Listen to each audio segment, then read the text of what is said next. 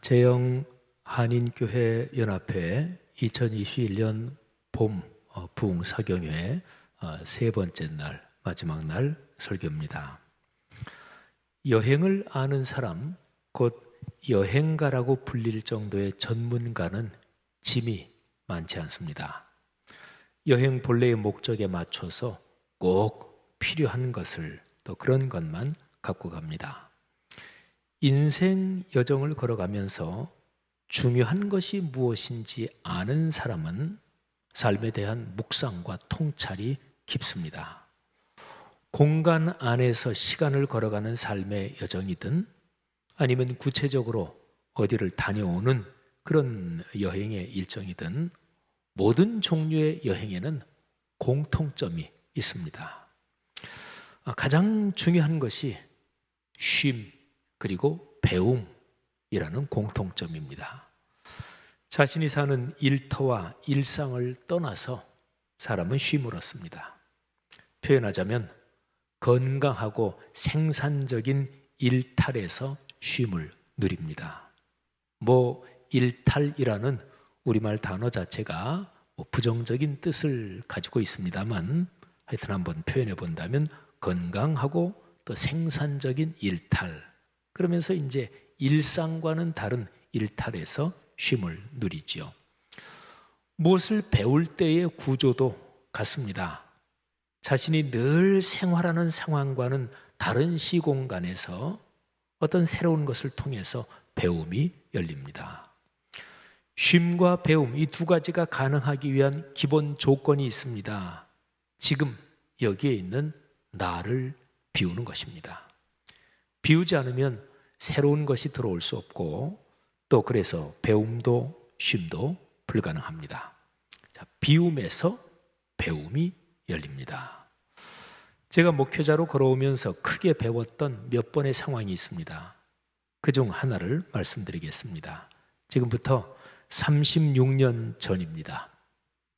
당시에 저는 대학원을 졸업하고서 이제 독일로 유학하려고 했습니다. 독일 유학은 사실은 학부를 마치고 바로 가려고 했는데 여러 가지 상황 때문에 한국에서 석사 학위까지 마치고 가야 되겠다 하는 쪽으로 방향을 잡았습니다. 그러나 막상 석사 학위를 마칠 즈음에 경제적인 여건이 쉽지 않았습니다. 여러 가지 생각을 하다가 석사 학위 논문 주심 교수님이 조언을 해주신 것을 따르기로 했습니다. 한국의 상황에서 신학자라는 것은 목사직과 연결될 수밖에 없고 또 성결교단에서 목사 안수를 받으려면 단독 목회를 해야 하니까 어디 시골에 가서 목회하면서 독일어 책도 읽으면서 유학을 준비하는 것이 좋겠다 하는 그런 조언이었습니다. 제 석사 논문 지도 교수, 주심 교수님 그분도 독일어권에서 박사학위를 받으신 분인데 스위스 바젤에서 학위를 하신 감리교 목사님이시면서 학자셨습니다. 교수님 자신의 경험에서 나온 조언이기도 했습니다. 그래서 제가 서울에 있는 출신 교회를 떠나서 목회자로서 본격적인 첫 목회지 강원도 대관령으로 내려갔습니다. 그런데 그때 저와 아내가 깊이 결심한 것이 있었습니다. 처음부터 그리고 하나부터 겸손하게 배운다 하는 것이었습니다. 특히 제가 이 점을 아주 깊게 생각했습니다. 그리고 굳게 결심했습니다. 하나부터 처음부터 아무것도 모르는 사람처럼 겸손하게 배운다. 사실 당시 제게는 한창 신학적인 논리의 속도가 붙고 있을 때였습니다. 한스 퀼이란 카톨릭 신학자의 교회론을 주제로 석사 논문을 쓰면서 신학의 길에 아주 마음의 꿈이 가득했습니다. 한국 교회가 성경적인 교회론으로 개혁돼야 한다는 열정이 막 일어나고 있었습니다. 신학 공부를 쉬지 않고 계속 이어가고 싶은 생각이 굴뚝 같았습니다. 그러나 현실 상황 때문에 일단 목회 현장으로 들어가야 했습니다. 이때 하여튼 제가 결심한 것이 마치 어린아이처럼 하나부터 10까지 목회를 배우겠다는 것이었습니다. 이를 위해서 신학적인 지식이나 견해를 완전히 내려놓았습니다. 말하자면 비움을 강행했습니다. 물론 그때까지 배운 신학이 기억 상실한 것처럼 그렇게 없어졌다는 것은 물론 아니죠. 그런데 하여간 겸허한 자세로 배워야 되겠다, 그렇게 생각한 거죠. 강원도로 내려가서 처음 부교역자로 목회했던 교회에서 저는 제가 모시던 담임 목사님께 참 많은 것을 배웠습니다. 얼마간 지난 후에 그 근처에 제가 주임 목회자로, 담임 목회자로 목회할 수 있는 그런 임지가 났습니다. 거기가 바로 오대산자락 월정 삼거리께에 있는 교회였습니다. 근데 그때도 제 배움은 이어졌습니다. 지금까지 걸어온 37년의 목회 여정에서 그때가 제게 얼마나 감사한 기간이었는지 모릅니다. 주님의 은혜였고, 제가 목회를 배울 수 있게 선생님 역할을 해주신 선배 목사님들과 또 장로님들, 성도님들의 도움이었습니다. 이때의 배움이 이후에 제 신학과 목회 여정에 결정적인 영향을 주었습니다. 강원도의 배움이 없었다면 오늘의 제가 존재하지 못한다고까지 말할 수 있습니다. 여러분 한번 생각해 보십시다. 자신을 비워야 배웁니다. 배워야 삶이 행복합니다. 미련하면, 특히 아주 중요한 어떤 사안, 중요한 점에서 미련하면 평생 고생합니다. 자, 그러면 비움이란 게 도대체 무엇입니까?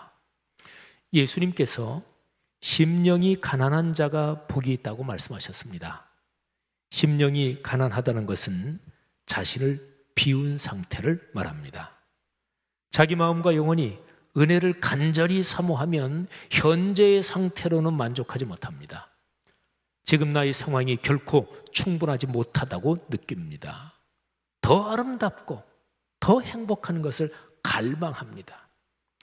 그러니까 비움은 다른 말로 무엇을 향한 열망이라고도 말할 수 있습니다. 역설적이죠.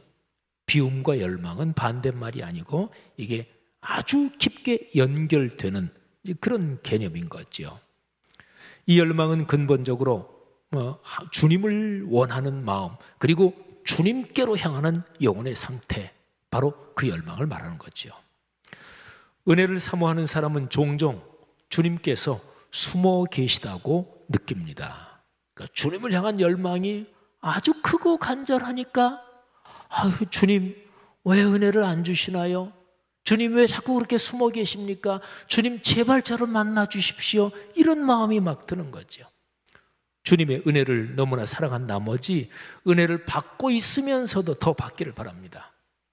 사랑하는 연인들 사이에서 조금 전까지 만났고 그리고 헤어졌는데 곧바로 또 보고 싶은 그런 심정과도 같습니다. 삶의 길을 걸으면서 이런저런 쉽지 않은 일을 겪으면서 간절하게 기도할 때, 또는 세상의 삶에서 주님을 거역하는 악한 상황들을 목도할 때, 그때는 이 신실한 신앙의 사람들에게 왜 주님께서 숨어 계십니까? 이 생각이 더욱 절절해집니다. 이사야서 45장 15절 그리고 요한복음 12장 36절은 숨어 계시는 주님에 대해서 말씀하고 있습니다. 자, 한번 들어보시죠. 이사야서. 구원자 이스라엘의 하나님이여, 진실로 주는 스스로 숨어 계시는 하나님이시니이다. 자, 요한복음 12장의 말씀이에요. 너희에게 아직 빛이 있을 동안에 빛을 믿으라. 그리하면 빛의 아들이 되리라.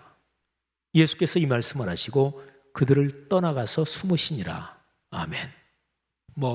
요한복음에는 직접 예수께서 숨으셨다, 이렇게 말씀하고 있습니다. 구약성경 아가서 3장 1절부터 3절을 보면 숨어 계신 주님을 찾는 신앙의 절절한 상황을 남녀 간의 관계에 비유해서 잘 보여주고 있습니다. 한번 들어보십시오. 내가 밤에 침상에서 마음으로 사랑하는 자를 찾았노라. 찾아도 찾아내지 못하였노라. 이에 내가 일어나서 성 안을 돌아다니며 마음에 사랑하는 자를 거리에서나 큰 길에서나 찾으리라 하고 찾으나 만나지 못하였노라. 성 안을 순찰하는 자들을 만나서 묻기를 내 마음으로 사랑하는 자를 너희가 보았느냐? 자, 여러분, 우리 그리스도인은요, 어떨 때는요, 그렇게 간절히 기도하며 주님을 찾다가 갑자기 주님께서 내 안에 계시는구나 하는 것을 깨닫습니다. 내 안에 이미 계신 주님을 한참이나 찾아다닌 것입니다. 갈라디아서 2장 20절은 주님께서 내 안에, 내가 주님 안에 있음을 말씀하고 있습니다. 내가 그리스도와 함께 십자가에 못 박혔나니 그런즉 이제는 내가 사는 것이 아니요 오직 내 안에 그리스도께서 사시는 것이라. 이제 내가 육체 가운데 사는 것은 나를 사랑하사 나를 위하여 자기 자신을 버리신 하나님의 아들을 믿는 믿음 안에서 사는 것이라. 아멘. 여러분, 이 갈라디아서 2장 20절에 담긴 이 내용이 참 깊습니다. 자, 이 내용은 제가 뒤에 가서 다시 말씀드리겠습니다. 자, 사람이 또 그리스도인이 특별히 내 마음의 비움의 상태 또는 역설적으로 주님을 향해서 간절한 열망을 가지고 있는 상태, 그런 걸 제가 한번 시로 써보았습니다. 한번 제가 낭송해 드릴 테니까 들어보시기 바랍니다. 이 시의 제목은 나의 임이여입니다. 사랑의 갈망이 깊어지면 바람은 애월하지 하나뿐. 임이여 지금 여기 제게 오소서. 기다림이 길어져 길 헤맬 때 이미 다가와 옆에 계셔도 임이여 이 내 갈망은 끝없습니다. 손 꼭 잡고 손 놓일까 두려워 그리움이 끝내 길 잃을 때 임이여 어찌 그리 숨어 계십니까? 어디에나 늘 있다는 말씀이 내 욕심으로 성에 차지 않아 임이여 지새운 밤 셀 수 없습니다. 끝모를 기다림이 강이 된 어느 날 처음으로 그리 깨달았습니다. 임이여 애초에 내 안에 계셨군요. 제가 아까 말씀드린 이사야서 45장 15절 또 요한복음 12장에서 예수님이 숨으시니라 이런 구절들을 묵상하면서 제가 쓴 글입니다. 사랑하시는 여러분, 성경적인 비움은 무엇입니까? 성경적인 비움은 방향이 분명합니다. 주님을 향한 비움 또는 주님을 향한 갈망입니다. 비움 또는 갈망에서 참된 배움이 열립니다. 그러면 물어야 될 질문이 있습니다. 그 비움이 그렇게 중요한데 말하자면 자기를 비우는 그 자기 비움을 어떻게 훈련하나요? 비움을 훈련하는 방법과 길은 수없이 많습니다.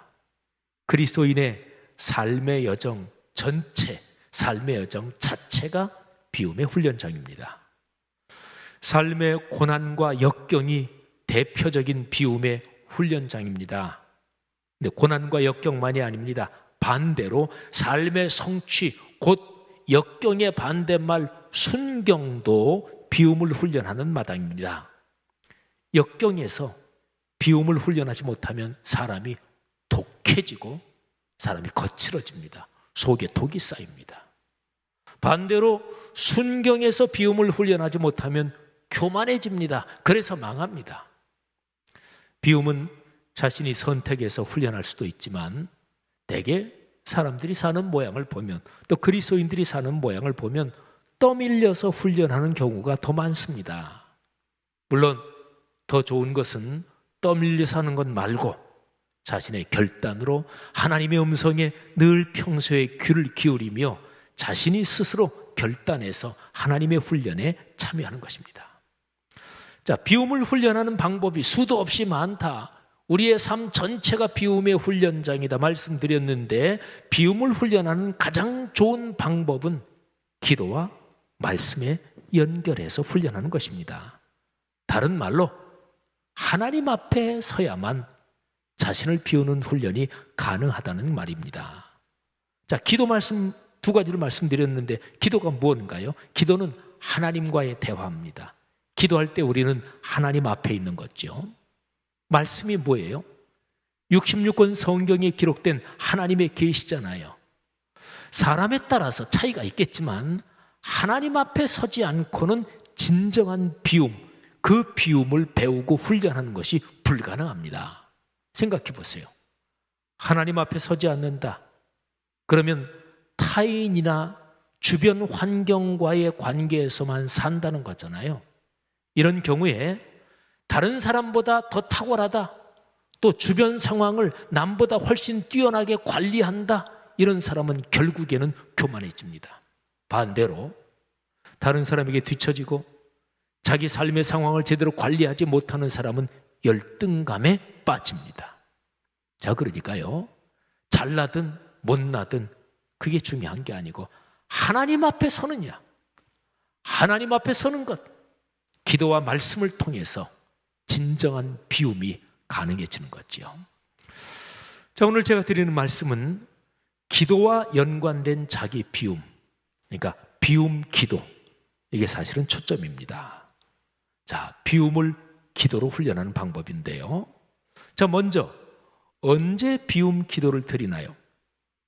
가장 중요한 상황을 세 가지로 정리할 수 있습니다. 이 세 가지를 중요한 정도의 순서대로 말씀드리겠습니다. 자, 첫 번째, 공예배, 그 주일 예배나 수예배를 드릴 때 적어도 예배 시작 10분 전에 예배당에 앉아서 비움 기도를 드립니다. 뭐 요즘 코로나 때문에 모이지 못하면 집에서 온라인을 통해서 예배를 드릴 때도 예배 시작 시간 10분 전에 다 준비를 마치고 10분 정도 비움 기도를 드리는 거예요. 자기 비움이 없이 예배가 반복되면 종교적인 타성에 빠집니다. 예수님께 심하게 노량 혼난 사람들이 바리새인 사두개인들이지요. 그 사람들이 예배에 빠졌을까요? 천만에요. 그 사람들은 목숨을 걸고 예배를 지킨 사람들이기도 해요. 처음에는 말이죠. 그 사람들 절대로 예배에 빠지지 않았어요. 그런데 자기 비움이 없이, 자기 성찰이 없이 예배를 드렸고, 그래서 그거는 종교적인 타성에 빠졌고, 가식과 위선에 빠졌고, 그리고 자기 공로에 빠진 거예요. 그런 식의 예배로는 제 아무리 예배를 드려도 삶의 일상과 인격은 변하지 않습니다. 자, 두 번째, 비움 기도 언제 드리나요? 매일 개인적으로 말씀을 묵상할 때 가장 먼저 비움 기도를 드립니다. 자기 비움 없이 말씀 묵상, 말씀 공부에 열심을 내면 성경 지식만 많아지면서 교만해집니다. 목회자가 자기 비움 없이 설교 준비 열심히 하고 그러면은 그 설교 준비 열심히 한 것 때문에, 또는 설교 잘하는 것 때문에 목회자가 망가지고 타락합니다. 인격의 변화는 물 건너 갑니다. 비움 기도를 드리고 나서 말씀을 대해야 말씀의 선생님이신 성령님의 안내를 받을 수 있습니다.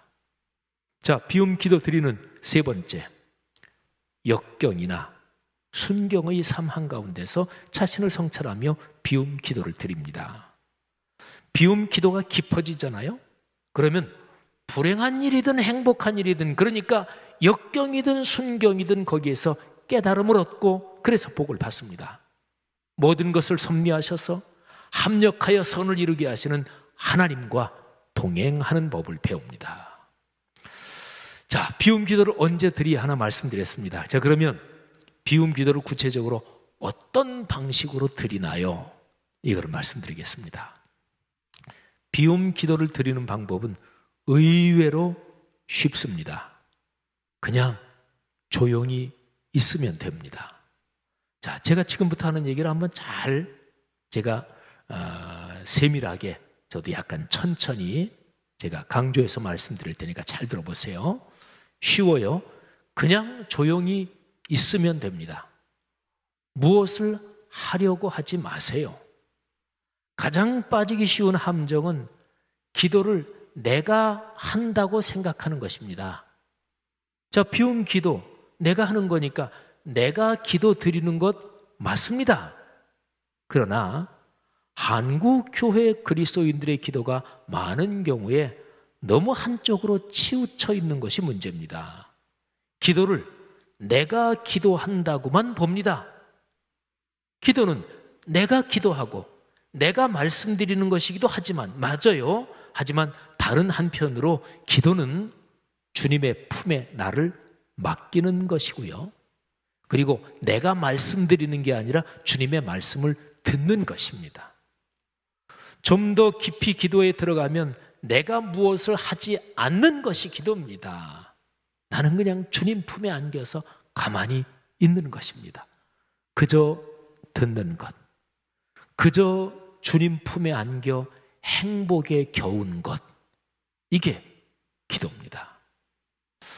한번 제가 좀 더 세밀하게 표현하면, 자, 비움 기도 드리는 방법, 한 몇 분 정도, 뭐 1분도 좋고 2, 3분도 좋고 5분도 좋고 하여튼 한 몇 분 정도 가만히 앉아 계십시오. 소리를 내서 무슨 말씀을 드리지 마십시오. 하여튼 입술을 움직여서 소리를 내지 마세요. 침묵하십시오. 마음으로 주님을 우러르세요. 주님께 무슨 말씀을 드려야 한다면 그냥 마음속으로 주님 사랑합니다. 주님 사랑합니다. 전 이제 입으로 지금 말씀드렸지만 입으로 말하지 말고 마음으로 그냥 그렇게 주님께 말씀드리십시오. 우리는 보통 기도할 때 무슨 생각을 하죠? 그리고 생각을 입으로 말씀드리죠. 또는 통성기도가 늘 습관화되고 훈련된 그리스도인은 통성기도를 막 쏟아낼 때 사실은 생각하고 그리고 생각한 거를 이 입으로 내는 게 아니지요. 그냥 종교적으로 그렇게 습관된 그게 또 이제 생각도 계속 하다 보면 무지무지하게 속도가 빨라져서 이 빠르게 생각한 거를 막 통성기도로 쏟아내지요. 하여튼 좋아요. 그런 기도가 필요합니다. 그런 기도 훈련이 중요합니다. 한국교회 하나님이 주신 귀중한 유산입니다. 그런데요, 그런 것만 계속하지 말고 다른 기도가 필요하다 하는 건데요. 그러니까 어떤 생각이 들어서 그래서 그 생각을 입으로 말씀드리잖아요. 그래서 이런 습관 때문에 우리는 보통 말씀을 드리지 않고 입술을 움직여서 소리를 내지 않고 그냥 가만히 있는 게 쉽지 않아요. 자, 가만히 있는 게 쉽지 않다면 다음에 3가지를 한번 생각하면 돼요. 첫 번째, 내가 침묵하고 있는 중에 생각나는 죄를, 뭐가 이게 죄구나, 이거 잘못한 거지, 생각나면 어떤 것이든 주님께 마음으로 말씀드리세요. 주님 잘못했습니다. 회개합니다. 두 번째, 성령님께서 지금 내 마음에 충만하시도록, 더 충만하시도록 간청하십시오. 세 번째, 내 마음에 떠오르는 잡다한 생각들을 주님 앞에 내려놓으십시오. 말을 하고 통성으로 소리내서 기도하는 게 훨씬 쉬워요. 그러면 정신이 흐트러지지 않습니다. 다른 이런저런 잡생각들이 안 들어요.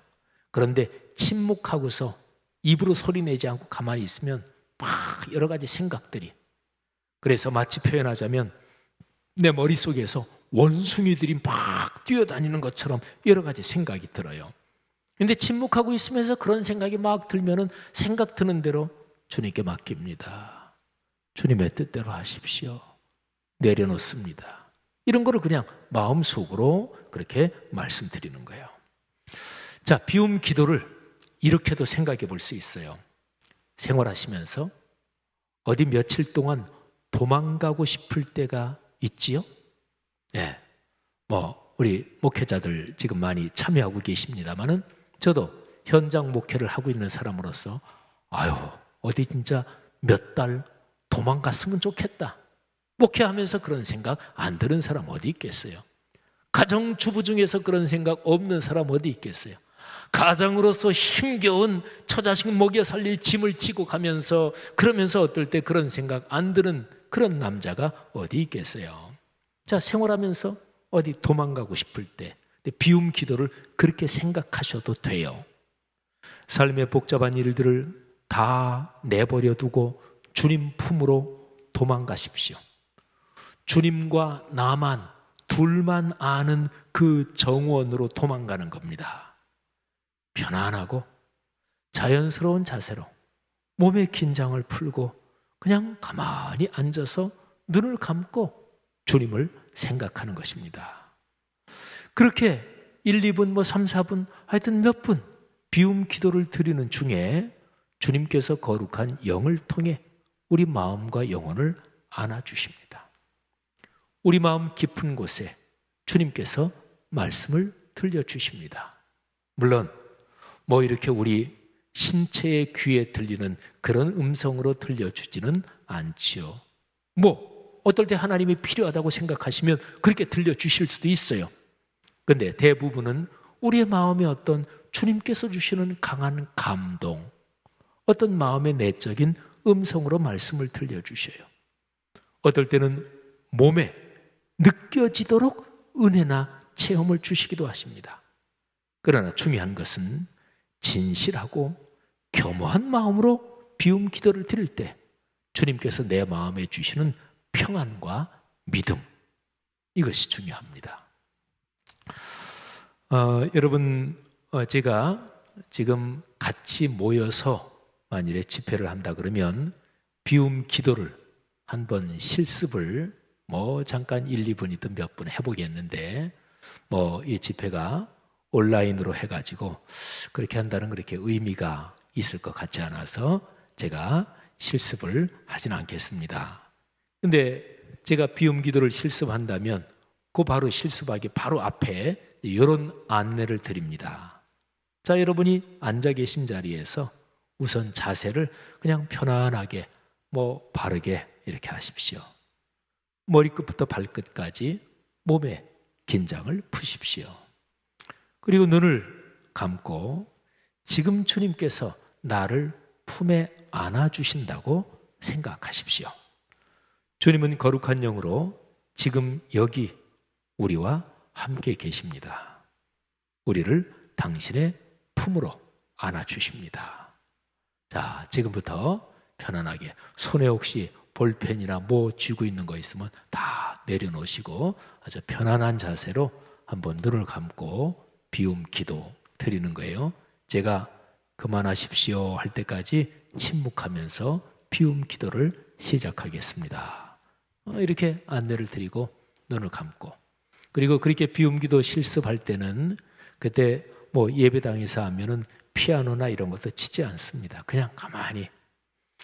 물론 그렇게 기도하면 이게 지금 사람들이 쭉 앉아 있는데 침묵하고 있지, 그런 게 신경이 쓰이지요. 근데 어쨌든 비움 기도 그렇게 실습해 볼 수도 있습니다. 사랑하시는 여러분, 우리 주님 예수 그리스도께서는 이 땅에 계실 때 삶의 여정 내내 비움 기도를 하셨습니다.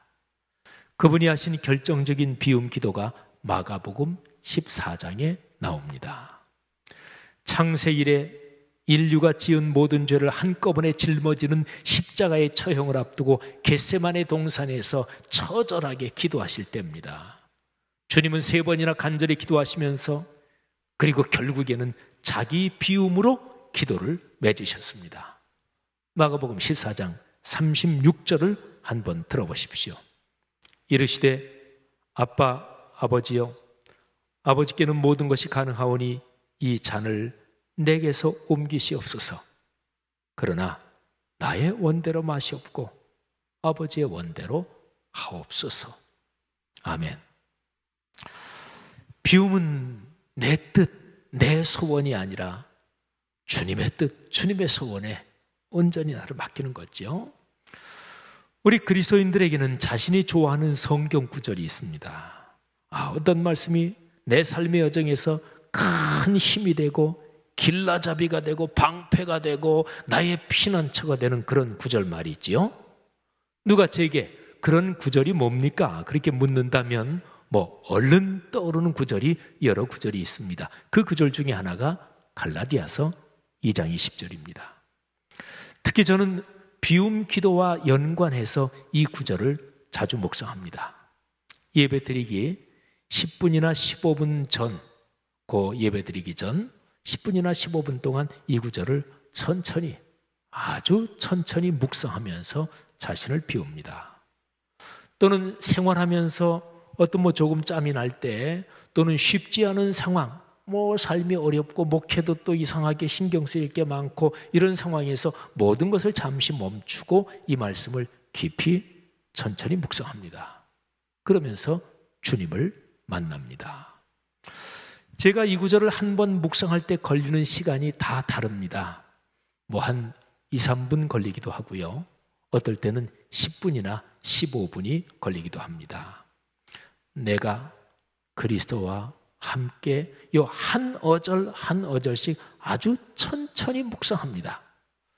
단어 하나, 어절 하나를 묵상할 때마다 그 언어에 담긴 의미대로 성령 하나님께서 저를 만져 안수해 주시며 제 마음과 영혼과 몸을 치유해 주신다, 이런 생각을 합니다. 그러면서 한 2, 3분 묵상, 4, 5분 묵상, 그런데요, 어떨 때는 이렇게 비움 기도를 그렇게 드렸는데 한 2, 3분밖에 안 지났는데 실제로는, 그런데 어떨 때는 주님의 품에 깊이 안기는 체험을 하면서 한 20분이나 30분 지난 것처럼 느낄 때도 있습니다. 내가 그리스도와 함께 십자가에 못 박혔나니 그런 적 이제는 내가 사는 것이 아니요 오직 내 안에 그리스도께서 사시는 것이라. 이제 내가 육체 가운데 사는 것은 나를 사랑하사 나를 위하여 자기 자신을 버리신 하나님의 아들을 믿는 믿음 안에서 사는 것이라. 아멘. 비움 기도의 중심은 자아를 내려놓는 것입니다. 내 뜻이 아니라 주님 뜻대로 하시라는 순명입니다. 하나님께서 아브라함을 부르시면서 창세기 12장 1절에서 말씀하신 떠나라, 이 말씀이 비움의 요청입니다. 우리가 이 말씀에 따라 비움을 강행하면, 비움에 순종하면 하나님께서 채워주십니다. 창세기 12장 2절처럼 우리 자체가 복이 되게 하십니다. 그러면 우리는 바로 이어지는 3절 내용처럼 만나는 모든 사람에게 넉넉하게 복을 나누며 살 수 있습니다. 좋은 것을 나누어 주는 사람에게 영향력이 생깁니다. 지도자는 좋은 것을 나누어 주는 사람이 있지요. 그리스도인이 그리스도인답게 살면 세상에 그 어떤 사람보다 더 아름답고 멋진 영향력을 가질 수밖에 없습니다. 아버지의 뜻이 하늘에서 이루어진 것처럼 우리가 사는 땅에서, 내 삶의 일상에서도 이루어지게 해 주십시오. 주기도문의 내용이지요. 이것도 비움 기도와 연관됩니다. 예수 그리스도께서는 하늘 아버지께 순명하시면서 당신 자신이 먼저 이 비움의 길을 걸으셨습니다. 그리고 우리에게 그 길을 걷도록, 말하자면 주기도문에서 비움의 길을 가르쳐 주셨습니다. 사랑하는 형제 자매들이요, 또 목회 동역자 여러분, 우리 주님께서 걸어가신 이 비움의 길을 따라갑시다. 평화와 온갖 복이 이 길에 있습니다. 여러분이 사는 내내 이 복이 가득하시기를 주님의 이름으로 축복합니다. 기도하겠습니다. 하나님 아버지, 아무리 생각해도 내가 한 것이 아니요, 또 내 공로가 아니요, 주님께서 주신 은혜고 또 아버지의 선물과 사랑 때문에 우리가 오늘 여기까지 걸어왔고 또 여기에 있을 수 있다는 것을 깨닫습니다. 감사합니다. 우리가 주님께서 부르신 그 부름에 따라서 한국 사람으로 태어나서 한국에서 평생을 살기도 하고, 또 외국에서 직장 생활 또는 목양의 길을 걸어가며 살기도 합니다.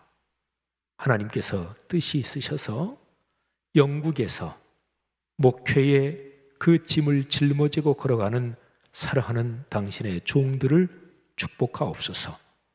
또 이런저런 이유로 영국에서 직장 생활을 하며 또는 유학 생활을 하며 삶의 여정을 걷는 사랑하는 하나님의 자녀들을 축복해 주옵소서. 하나님께서 이번에 열어주신 제영 한인교회연합회 2021년 봄 부흥사경회, 여기에서 우리에게 주신 세 번의 말씀이 우리의 마음과 영혼에 깊이 새겨져서 걸어가는 인생길에 복이 되는 줄 믿습니다. 하나님께서 힘이도 부족한 사람을 통해서 말씀을 전하게 하셨는데 부족한 종의 약점이나 또는 부족한 종이 잘못 전한 거 있으면 주님께서 가려주시고 하나님의 뜻에 따라 하나님의 백성들에게 온전하게 덕이 될 것들 마음에 남아 삶으로 이어지게 하옵소서. 감사합니다. 코로나19 쉽지 않은 상황에서 양떼들을 목양하는 주의 종들에게 더욱더 각별한 은혜와 사랑을 허락해 주시고 모든 양떼들 성도들에게는 목회자를 위해 기도하며 서로 사랑하며 걸어가는 삶의 길에서 주님의 영광 드러내게 하옵소서. 이제는 우리의 주님 예수 그리스도의 은혜와 하늘아버지의 가없으신 사랑하심과 우리 손 꼭 붙잡고 안고 업고 걸어가시는 어머니 같고 누이 같으신 성령 하나님의 아름다운 통해하심이 제영 한인교회연합회 회장님부터 모든 목회자분들, 그들의 가족들, 또 그분들이 목회하는 교회 모든 성도들, 또 그분들이 만나는 모든 사람들, 영국 땅 오늘의 세계 위에 지금부터 영원히 함께 계시기를 축원하옵나이다. 아멘.